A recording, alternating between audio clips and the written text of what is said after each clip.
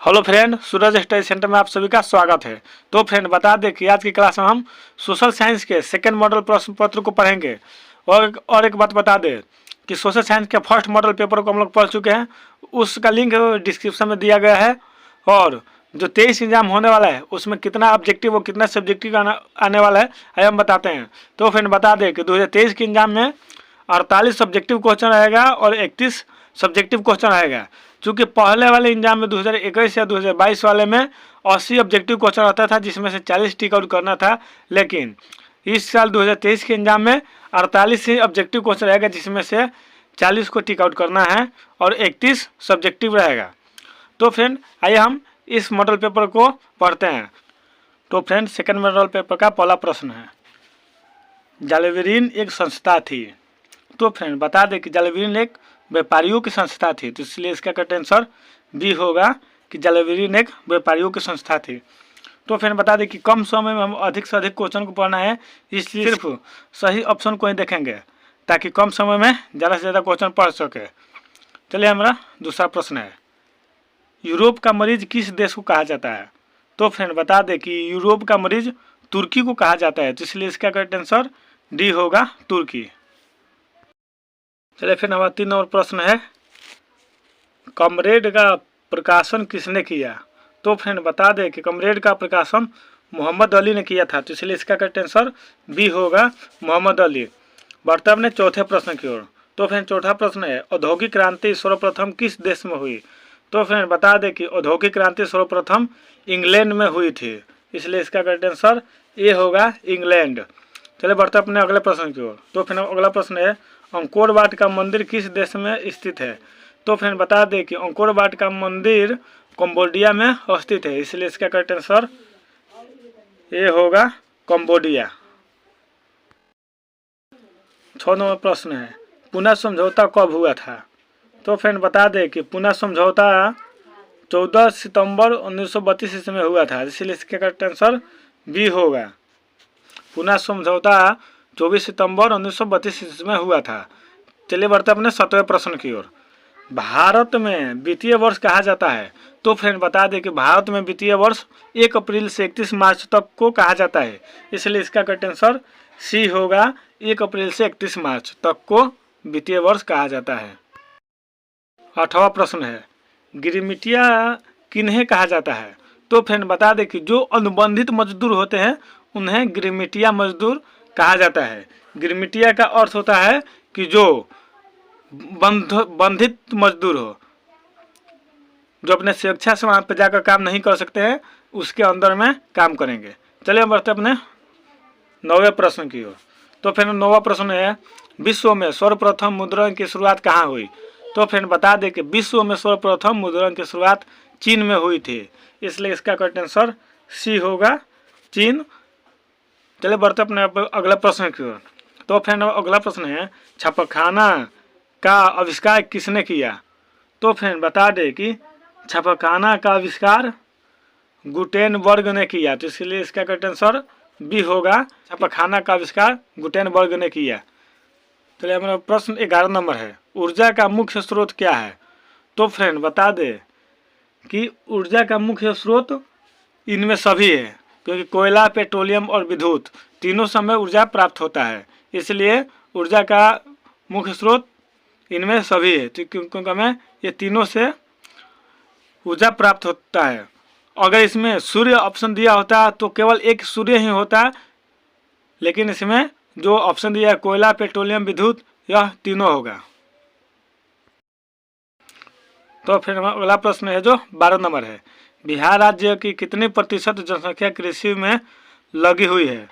तो फ्रेंड बता दें कि बिहार राज्य में 86% जो जनसंख्या है वह कृषि पर निर्भर है, यानी कृषि कार्य में संलग्न है, इसलिए इसका करेक्ट आंसर डी होगा कि बिहार राज्य के 86% जनसंख्या कृषि पर निर्भर है। चलिए बढ़ते अपने अगले प्रश्न की ओर। और अगला प्रश्न है 13 नंबर, विनिमय का सर्वोत्तम माध्यम क्या है। तो फ्रेंड बता दें कि विनिमय का सर्वोत्तम माध्यम वस्तु होता है, इसलिए इसका करेक्ट आंसर ये होगा कि विनिमय का सर्वोत्तम माध्यम वस्तु है। तो फिर अगला प्रश्न है जो 14 नंबर है, प्रथम पृथ्वी सम्मेलन कब हुआ?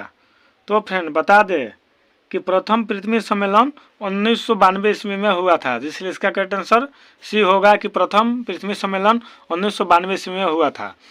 चलिए बढ़ते अपने 15वें प्रश्न की ओर। कौन सा वन आर्थिक दृष्टिकोण से सर्वाधिक उपयोगी होता है? तो फ्रेंड बता दे कि पतझड़ वन होता है जो आर्थिक दृष्टिकोण से सर्वाधिक उपयोगी होता है, इसलिए इसका करेक्ट आंसर ये होगा कि पतझड़ वन सर्वाधिक उपयोगी होता है। चलिए बढ़ते अपने अगले प्रश्न की ओर। जो अगला प्रश्न है वो 16 नंबर है। भारत के पड़ोसी देशों में किस देश की प्रति व्यक्ति आय सबसे अधिक है?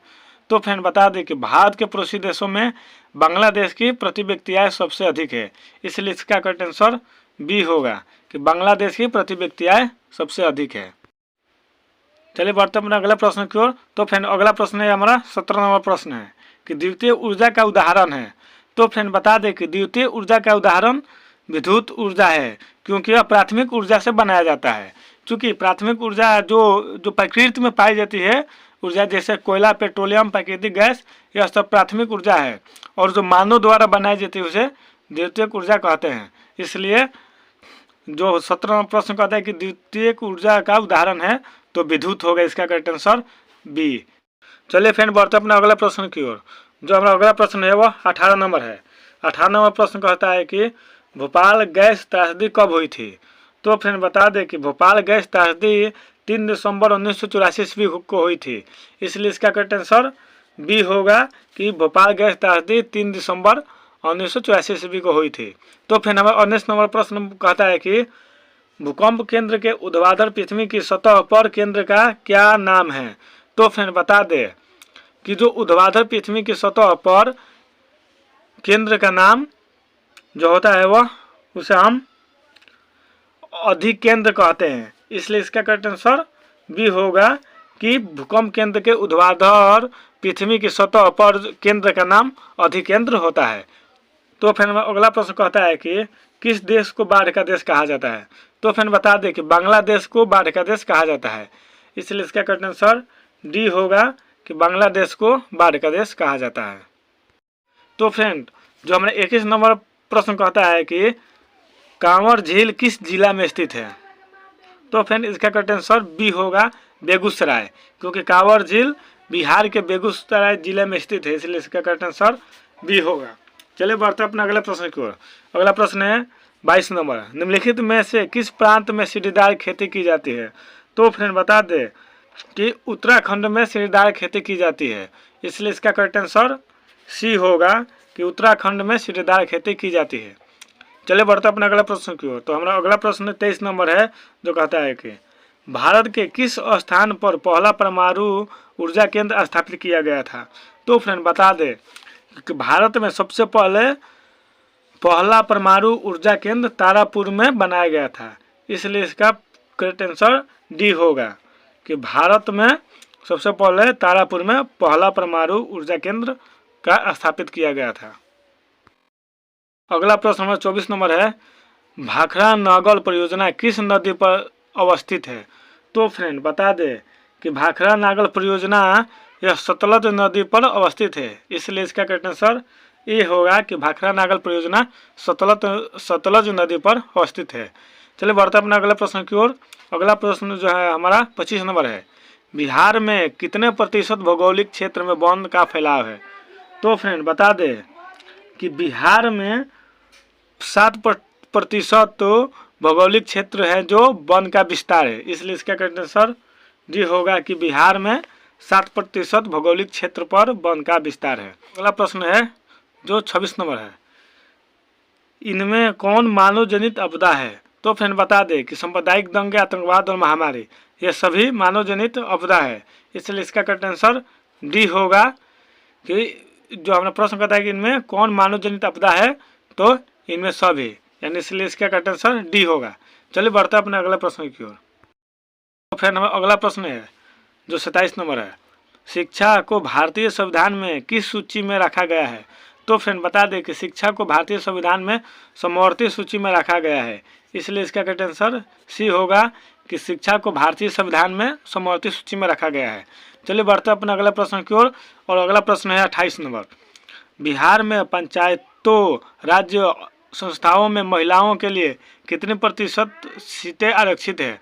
तो फ्रेंड बता दें कि बिहार में पंचायती राज्य संस्थाओं में महिलाओं के लिए आरक्षित सीटें 50% है। इसलिए इसका करेक्ट आंसर ये होगा कि बिहार में पंचायती राज्य संस्थाओं में महिलाओं के लिए आरक्षित सीटें 50% हैं। चलिए बढ़ते अपने अगले प्रश्न की ओर। जो हमारा अगला प्रश्न है 29 नंबर है।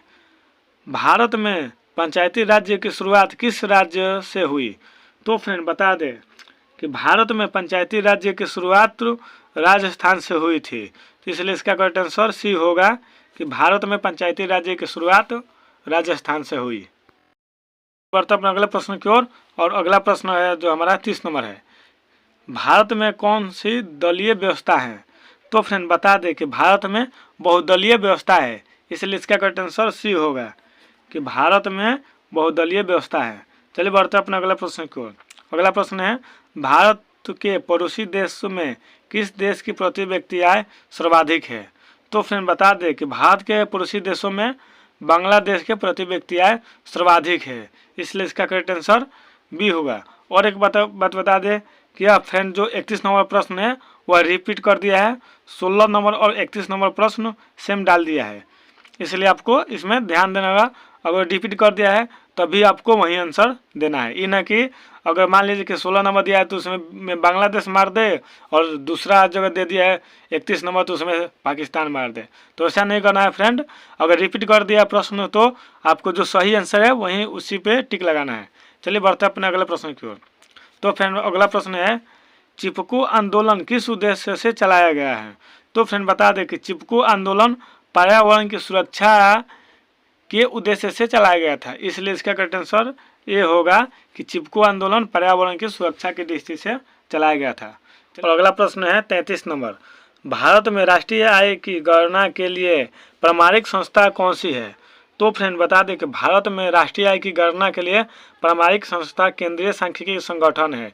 इसलिए इसका करेक्ट आंसर ये होगा कि भारत में राष्ट्रीय आय की गणना के लिए प्रामाणिक संस्था केंद्रीय सांख्यिकी संगठन है। चलिए बढ़ते अपना अगला प्रश्न जो 34 नंबर है। 34 नंबर प्रश्न कहता है कि आधुनिक युग में प्रत्यक्ष लोकतंत्र कहाँ है? तो फ्रेंड बता दें कि आधुनिक युग में प्रत्यक्ष लोकतंत्र स्विट्जरलैंड में है। इसलिए इसका करेक्ट आंसर डी होगा क्योंकि स्विट्जरलैंड नहीं ऐसा देश है जिसमें प्रत्यक्ष लोकतंत्र चलता है। कि जो 35 नंबर प्रश्न कहता है कि हमारे देश का कौन सा शहर सूचना प्रौद्योगिकी का केंद्र बन गया है? तो फ्रेंड वो सूचना प्रौद्योगिकी का केंद्र बेंगलुरु शहर बन गया है। इसलिए इसका करेक्ट आंसर ये होगा कि हमारे देश का सूचना प्रौद्योगिकी का केंद्र बेंगलुरु शहर में बनाया गया है या बेंगलुरु शहर बन गया है। चलिए बढ़ते अपने अगले प्रश्न की ओर। फ्रेंड अगला प्रश्न है जो 36 नंबर है। कहता है कि अंतर्राष्ट्रीय व्यापार संबंधी नियमों को निर्धारित करने वाली संस्था है। तो फ्रेंड बता दें कि अंतर्राष्ट्रीय जो व्यापार संबंधित नियमों को निर्धारित करने वाली संस्था है वह विश्व बैंक है। विश्व बैंक है अंतर्राष्ट्रीय व्यापार संबंधित नियमों का निर्धारण करती है। इसलिए इसका करेक्ट आंसर ये होगा विश्व बैंक अंतर्राष्ट्रीय व्यापारिक संबंधित नियमों को निर्धारित करने वाली संस्था है। तो फ्रेंड चलिए बढ़ते हैं अगला प्रश्न की ओर जो 37 नंबर प्रश्न है। 37 नंबर प्रश्न कहता है कि भारत में मानव अधिकार सुरक्षा अधिनियम कब पारित हुआ? तो फ्रेंड बता दें कि भारत में मानव अधिकार सुरक्षा अधिनियम 1993 में पारित हुआ है। इसलिए इसका करेक्ट आंसर सी होगा कि भारत में मानव अधिकार सुरक्षा अधिनियम 1993 में पारित हुआ। चलिए बढ़ते अपना अगला प्रश्न की ओर। और हमारा अगला प्रश्न है जो 38 नंबर है। उपभोक्ता द्वारा शिकायत करने के लिए आवेदन शुल्क कितना है? तो फ्रेंड बता दें कि जो उपभोक्ता द्वारा शिकायत करने के लिए आवेदन शुल्क जो है वो 0 रुपया है।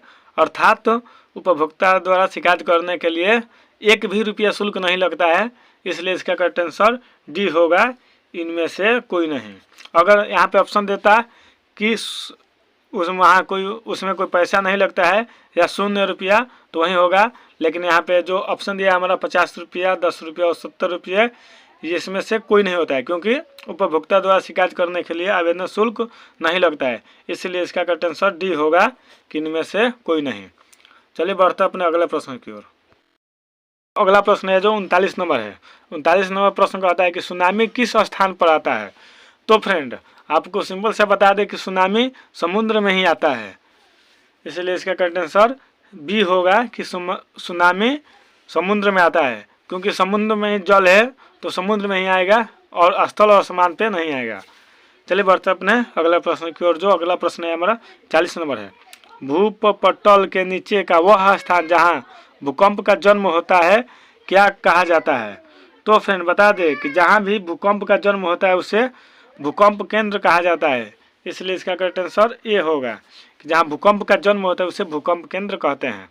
चलिए बढ़ते हैं अपने अगला प्रश्न की ओर। और अगला प्रश्न है जो हमारा 41 नंबर है। रिजर्व बैंक ऑफ इंडिया की स्थापना किस वर्ष हुई थी। तो फ्रेंड बता दें कि रिजर्व बैंक ऑफ इंडिया की स्थापना 1935 ईस्वी में हुई थी, इसलिए इसका करेक्ट आंसर भी होगा कि रिजर्व बैंक ऑफ इंडिया की स्थापना 1935 ईस्वी में हुई थी। फिर बढ़ते अपने अगला प्रश्न की ओर। और हमारा अगला प्रश्न है 42 नंबर। काली मृदा का दूसरा नाम क्या है। तो फ्रेंड बता दें कि काली मृदा का दूसरा नाम रेगुर मृदा है, इसलिए इसका करेक्ट आंसर बी होगा कि काली मृदा का दूसरा नाम रेगुर मृदा है। चलिए बढ़ते हैं अपने अगला प्रश्न की ओर। और अगला प्रश्न है 43 नंबर। ऑपरेशन ब्लड का संबंध है। तो फ्रेंड बता दें कि ऑपरेशन ब्लड का संबंध दुग्ध उत्पादन से है, इसलिए इसका करेक्ट आंसर सी होगा कि ऑपरेशन ब्लड का संबंध दुग्ध उत्पादन से है। यह दूध की कमी को पूरा करने के लिए यह ऑपरेशन चलाया गया था। चलिए बढ़ते हैं अपने अगले प्रश्न की ओर। और हमारा अगला प्रश्न है जो 44 नंबर है। SHG का विस्तारित रूप है। तो फ्रेंड बता दें कि SHG का विस्तारित रूप हेल्प ग्रुप है, इसलिए इसके करेक्ट आंसर ये होगा कि SHG का विस्तारित रूप हेल्प ग्रुप है। चलिए बढ़ते अपने अगला प्रश्न की ओर।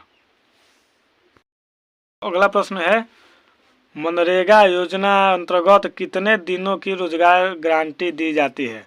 तो फ्रेंड बता दें कि मनरेगा योजना अंतर्गत मजदूरों को कम से कम 100 दिनों की रोजगार गारंटी दी जाती है, इसलिए इसका करेक्ट आंसर ये होगा कि मनरेगा में अगर आप काम करते हैं तो आपको कम से कम साल में 365 दिन में 100 दिन का काम करने के लिए मिलेगा। चलिए बढ़ते अपना अगला प्रश्न की ओर। अगला प्रश्न है 46 नंबर। किस क्षेत्र का तृतीय क्षेत्र कहा जाता है। तो फ्रेंड बता दें कि सेवा क्षेत्र को तृतीय क्षेत्र कहा जाता है, इसलिए इसका करेक्ट आंसर ये होगा कि सेवा क्षेत्र को तृतीय क्षेत्र कहा जाता है। चलिए बढ़ता है अपना अगला प्रश्न की ओर जो 47 नंबर प्रश्न है। मिट्टी का pH मान कितना होता है। तो फ्रेंड बता दें कि मिट्टी का pH मान 7 डिग्री होता है। ऐसे तो हर एक मिट्टी का अलग अलग होता है, कहीं कहीं मिट्टी का 7.5 होता है, कहीं 6.5 होता है, कहीं 5.5 होता है, लेकिन लगभग औसतन मान मिट्टी का pH मान 7 ही होता है। चलिए बढ़ते हैं अपने अगला प्रश्न की ओर। और आज की क्लास का हमारा लास्ट प्रश्न है। भारत की वित्तीय राजधानी है। तो फ्रेंड बता दें कि भारत की वित्तीय राजधानी मुंबई को कहा जाता है, इसलिए इसका करेक्ट आंसर ये होगा कि भारत की वित्तीय राजधानी मुंबई है। चलिए फ्रेंड मिलते हैं किसी नेक्स्ट क्लास में, तब तक के लिए आपको एक बता दें कि आपको अगर इसका सब्जेक्टिव का भी क्लास चाहिए तो आप लोग हमें कमेंट कीजिए ताकि इसका हम सब्जेक्टिव का क्लास लेकर आएँ। और हमारे चैनल से जुड़िए ताकि और भी विषय का मॉडल पेपर आप लोगों को समय समय पर मिलता रहेगा और हमारे साथ मिलकर अच्छे से तैयारी कीजिए। तब तक मिलते हैं किसी नेक्स्ट क्लास में, तब तक के लिए टाटा बाय बाय।